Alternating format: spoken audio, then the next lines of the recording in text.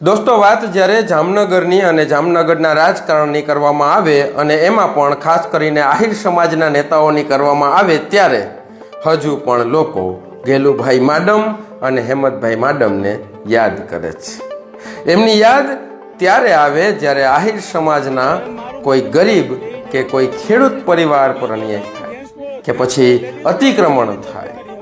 આ વડવાઓને યાદ ત્યારે કરવામાં આવે છે જ્યારે કોઈ પણ સમાજના ગરીબ અને મધ્યમ વર્ગના વ્યક્તિ સાથે અન્યાય થાય, અતિક્રમણ થાય, પછી એ હિન્દુ હોય કે મુસલમાન.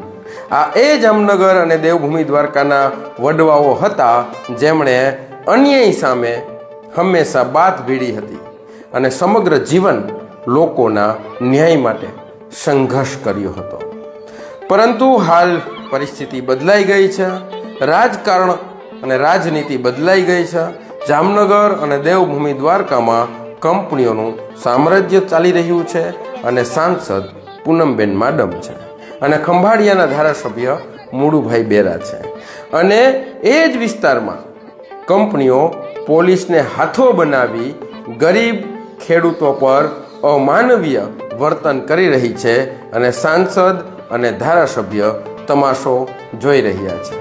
એક શબ્દ આ વિષય પર આ નેતાઓ બોલી નથી શકતા. કદાચ કંપનીઓ સામે બોલવાની હિંમત હવે આ લોકો પાસે રહી નથી તેવું લાગી રહ્યું છે. અને સાથે નેતાઓ લોટી ઉત્સવ, ગણેશ ઉત્સવ અને ટિફિન મિટિંગોમાં સતત વ્યસ્ત દેખાઈ રહ્યા છે. નમસ્કાર, હું સંજય આહિર છું. સનાતન સત્ય સમાચારમાં આપનું સ્વાગત. દેવભૂમિ દ્વારકા જિલ્લાના ખંભાળિયા તાલુકાના કંડોળા ગામની ઘટના છે. ઘટના 27 માર્ચે 27 તારીખે બની છે. વિવિધ વિન્સોલ કંપનીના આ લોકેશન છે કે જેમાં 220 કેવીની લાઈનો એ લોકો નાખી રહ્યા છે. લાઈનો જે છે એ બહુ લાંબા જગ્યાએથી આવે છે અને ભડગામ સુધી જઈ રહી છે. રાજુભાઈ નંદાણીયાની જમીન જે છે એ કોલવામાં છે. પણ હવે બીજી વાત એ કરવી છે કે ખરાબા અને ગૌચરનો આ જે લાઈન છે એમાં ખૂબ પ્રમાણમાં કંપની દ્વારા ઉપયોગ કરવામાં આવ્યો છે. હવે સવાલ એ થાય છે કે જ્યારે સરકારી ખરાબા અને ગૌચરની જમીનનો ઉપયોગ આ કંપની દ્વારા ખૂબ પ્રમાણમાં કરવામાં આવ્યો ત્યારે તે ગામના સરપંચો, તાલુકા પંચાયત અને જિલ્લા પંચાયતના સભ્યો, ધારાસભ્યો અને સાંસદ શું કરી રહ્યા હતા? આ કંપની પોતાના ધંધા માટે, પોતાના બિઝનેસ માટે જ્યારે 220 કેવીની લાઈન નાખી રહી છે ત્યારે જે ગામના ગૌચર અને સરકારી ખરાબાનો ઉપયોગ કરવામાં આવ્યો તે ખરાબાની જમીન અને ગૌચરની જમીન બાબતે ના તો કોઈ નેતાઓએ અવાજ ઉઠાવ્યો છે કે ના કોઈ સ્થાનિક લોકોએ અવાજ ઉઠાવ્યો છે. ગામનું ગૌચર અને સરકારી ખરાબાઓ ગામડાઓના હતા, પરંતુ હજુ મને એ જવાબ નથી મળ્યો કે આનાથી ગામને શું ફાયદો થયો કે પછી ત્યાંના લોકલ કોન્ટ્રાક્ટરોને કામ આપીને સ્થાનિક લોકોના સંબંધોની આડમાં મોઢા બંધ કરી દેવામાં આવ્યા છે. આ પણ હાલ સવાલ ઊભો થઈ રહ્યો છે.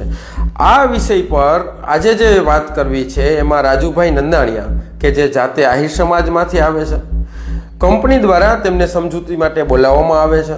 સમજૂતી થતી નથી ત્યારે રાજુભાઈ નંદાણીયાના ભાભી કંપની દ્વારા કરવામાં આવેલ પોતાના ખેતરમાં જે કામ કરવામાં આવે છે તે રોકાવે છે અને ત્યારબાદ પોલીસ એક તરફી એટલે કે કંપની તરફી કામ કરે છે અને પુરુષ પોલીસ ખેડૂત મહિલાને ધસેડીને વાનમાં બેસાડવાની કોશિશ કરે છે. અને પોલીસ એ પણ બોલે છે કે વિડીયો શા માટે ઉતારો છો? એક નાનું બાળક જે પોલીસની ગાડી પાસે ઊભું છે તે નાના સગીર બાળક પર પોલીસ રોફ જમાવે છે.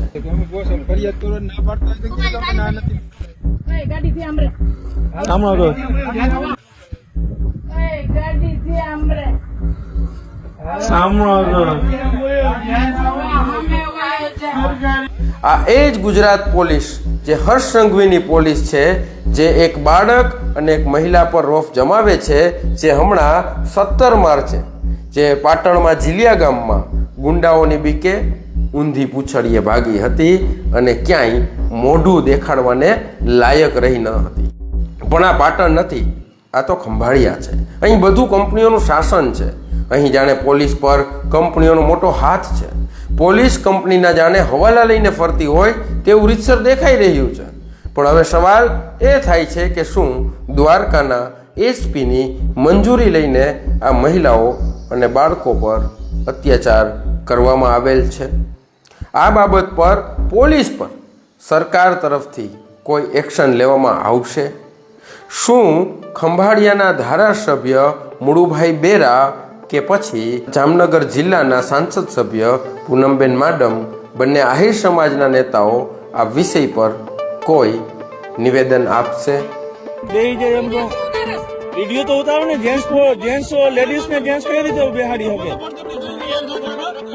આ ભલે હું ક્યાં ગઈ, હું કઈ નથી કહેતો સાહેબ, લઈ જાઓ.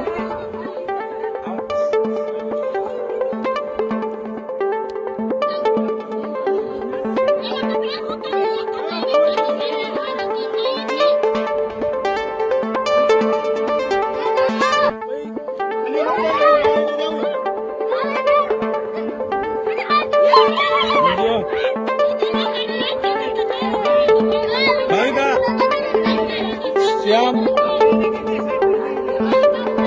કપડા ચેન્જ કરવા દો, કપડા ચેન્જ કરી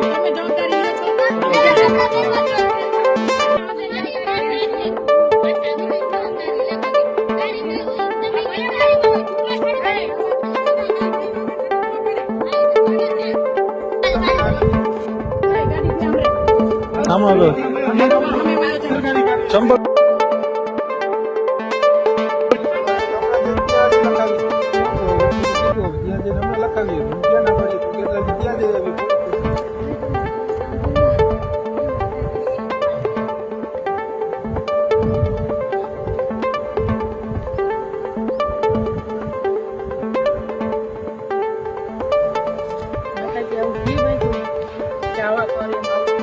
માતાજી ઉપર છોડ દે એમને. પરિવારનું એ પણ કહેવું છે કે અમને પોલીસ ચોકીમાં નિવેદન માટે બોલાવે છે અને બોલાવીને પણ ત્યાં અમને ધમકાવવામાં આવે છે. કોઈ પણ જાતના વળતર વગર, વિચાર કરો દોસ્તો, કોઈ પણ જાતના વળતર વગર નંદાણીયા પરિવારનું ખેતર જે કોલવામાં આવેલ છે ત્યાં કંપનીએ ખેડૂતની પરમિશન લીધા વગર કોરિડોરનું કામ શરૂ કરી દીધું છે. આ તો બિલકુલ તાનાશાહી છે કે કોઈ ખેડૂતની જમીનમાં ખેડૂતની મંજૂરી વગર, ખેડૂતની ઈચ્છા વગર કામ શરૂ કરી દેવામાં આવે અને બધા જ નેતાઓ ચૂપ હોય. અને જ્યારે ખેડૂત તેનો વિરોધ કરે એટલે પોલીસ તાનાશાહી પર ઉતરી આવે અને મહિલાઓને ધસેડવામાં આવે, તેમની સાથે ક્રૂરતાભર્યું વર્તન કરવામાં આવે. દોસ્તો વિચાર કરો કે જે રાજુભાઈ છે, રાજુભાઈ નંદાણીયા, એમનું એ કહેવું છે કે તેમના પરિવારના જે ઘરના વડીલ રાજુભાઈના પિતા પોલીસના આ અમાનવીય વર્તનને કારણે, પોલીસના ડરને કારણે ઘર છોડીને ક્યાંક ચાલ્યા ગયા હતા. આવી કંપનીની હુકુમતશાહી એ પણ એ વિસ્તારમાં જ્યાં આહિર સમાજના ધારાસભ્ય અને આહિર સમાજના સાંસદ સભ્ય છે, જે પોતાની સમાજના લોકોનું, ખેડૂતોનું રક્ષણ નથી કરી શકતા, તો બીજી સમાજના લોકો શું અપેક્ષા રાખવાના છે? ચૂંટણી સમયે મોટી મોટી ગાડીઓ અને લક્ઝરી લઈને આપણા સમાજના છે, આપણા સમાજના છે એવી વાતો કરતા સમાજના પૈસાદાર લોકો હવે જ્યારે ફરી આવે ત્યારે જરા એમને પૂછજો કે આવા સમયે સમાજના નેતાઓ અને તમે ક્યાં ગુમ થઈ જાઓ છો, જ્યારે ખરેખર સમાજના લોકોને તમારી જરૂર હોય છે? કે માત્ર ચૂંટણી સમયે જ સમાજ યાદ આવે છે, ચૂંટણી પછી કોણ તું ને કોણ હું? દોસ્તો હું જણાવી દઉં કે ભાજપ હોય, કોંગ્રેસ હોય, આમ આદમી પાર્ટી હોય, કોઈ પણ પક્ષના ઉમેદવાર હોય અને એ ઉમેદવાર માટે કોઈ સમાજનો દીકરો કે સમાજની દીકરી તરીકે કોઈ મત માગવા આવે કોઈ પક્ષવાળા, તો આનાથી ચેતી જવાની જરૂર છે. અને હા, જો આપણે માત્ર એટલા માટે જ સમાજના સાંસદ કે સમાજના ધારાસભ્ય બનાવતા હોઈએ કે બજારમાં વટ પડી જાય, આપણો કોલર ઊંચા થઈને કે જો અમારા સાંસદ ચૂંટાઈ ગયા, અમારા ધારાસભ્ય ચૂંટાઈ ગયા, તમારી સમાજનું કંઈ ના આવે, અમારી સમાજના જ લોકો જીતે. આ વટમાં જો બાળકોને આ પૈસાદાર પૂંજીપતિઓ અને આ સામંતશાહી વિચારધારા ધરાવતા લોકોની ગુલામી જ કરાવવાની હોય તો આ બધું રાબેતા મુજબ ચાલવા દેજો, અમને એમાં કાંઈ વાંધો જ નથી. નેતા જાણે, જનતાનું કામ જાણે, નેતાનું કામ જાણે.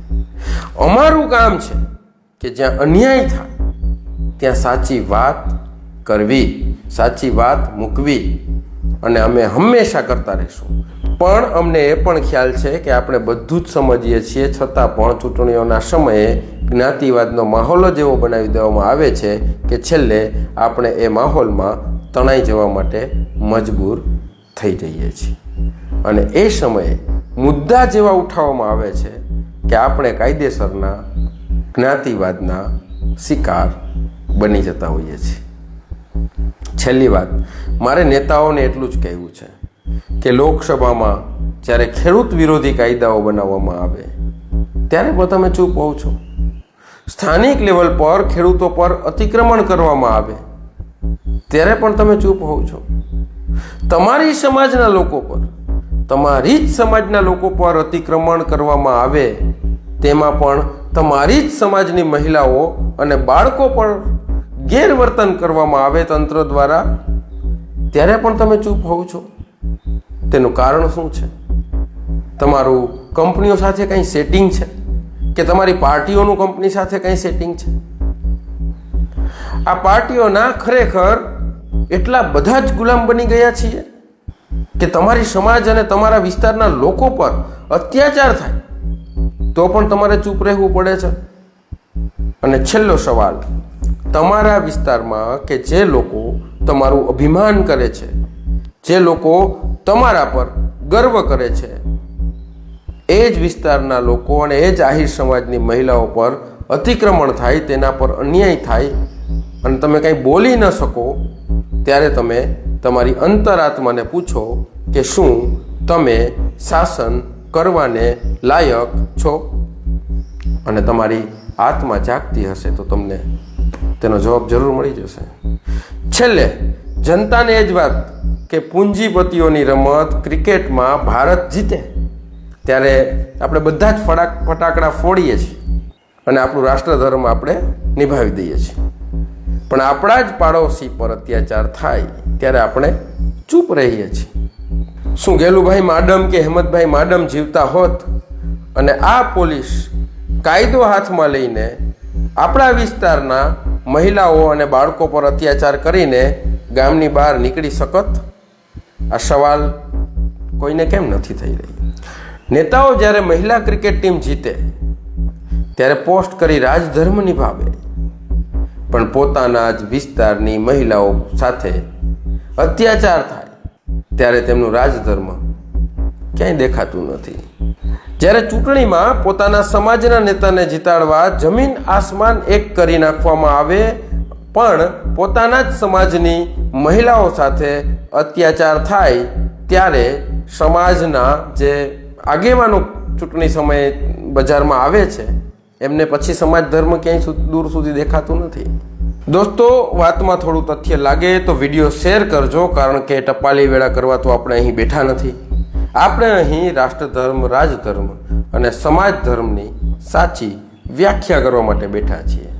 અને વ્યાખ્યા જેને કડવી લાગે એ થોડી ખાંડ ખાઈને વિડીયો જોશે તો એમને સમજવામાં વધારે તકલીફ નથી પડવાની.